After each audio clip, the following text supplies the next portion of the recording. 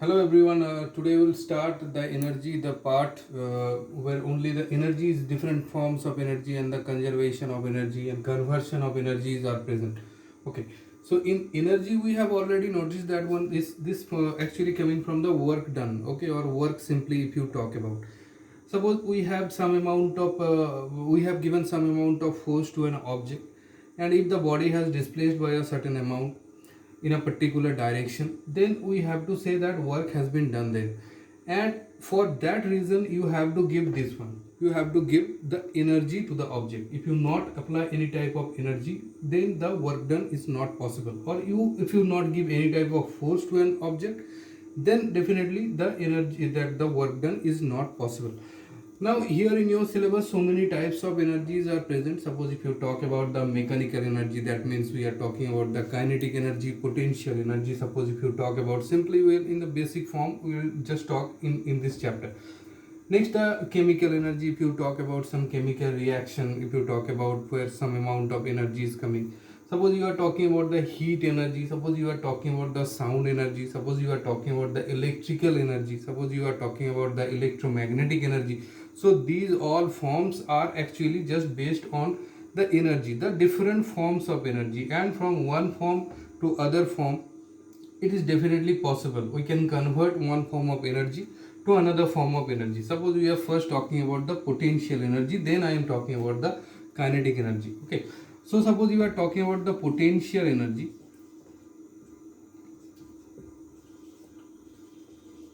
then potential energy means what? That when a body is in a particular position, when a body is in a rest condition, then definitely some amount of energy is present on that one. Okay, that particular energy is known as the potential energy. Now how can you calculate that one? Basically, when we will calculate, suppose one example I am just telling you, this is the ground position, maybe the floor, suppose you are talking about, and here one table is kept. Okay, now one body, this is a table, this is the ground. Okay, now one body having mass m is already kept here in this ground, in this position. Now what you can conclude from here? We all know that in each and every place on the earth's surface there will be a gravitational pull in the downward direction, that is denoted by g. Okay, that is called the acceleration due to gravity. That is very basic thing, we all know that. So whenever, if I will ask you one question, that when the body is in the rest condition, any force is acting on that one? Definitely one force is acting on that one due to this gravity in the downward direction. What is that? That F amount of force will be m into g. Okay, mass into acceleration, in 9th standard you will read that one. Mass into acceleration means force.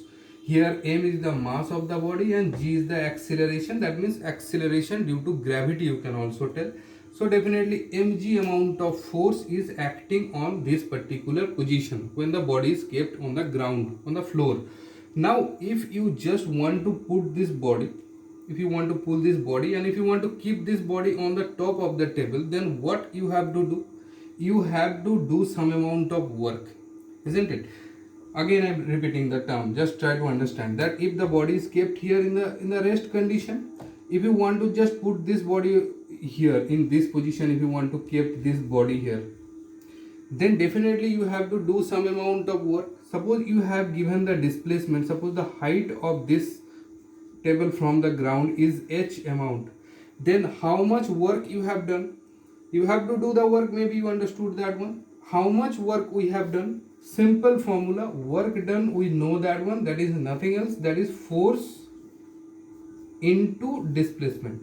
This is the formula, force into displacement. Already I told that this amount of force is already acting on this body. Okay, when the body is kept on the ground floor. Now you have given how much amount of displacement? This amount of displacement. So if you use this formula, then what value you will get from here? Force is how much? Mg amount. So mg amount of force and h amount of displacement. So simply you can write down mg into h amount of work you have done on the body. Maybe you understood. Again repeating the same thing. Body is kept here, mg amount of force is acting. You have given the displacement h amount. You kept the body on the top of the table. how much work you have done? This is mg into h amount. So whenever you have done this amount of work on the body, then definitely this amount of work will be stored on the body as a certain type of energy. What is the name of that energy? Potential energy. So whenever you will give this amount of energy, or whenever you will do this type of work, then and the body is not displaced anymore, then definitely you have done a certain type of work, this amount, and certain amount of energy. That same amount of energy will be stored on this particular body.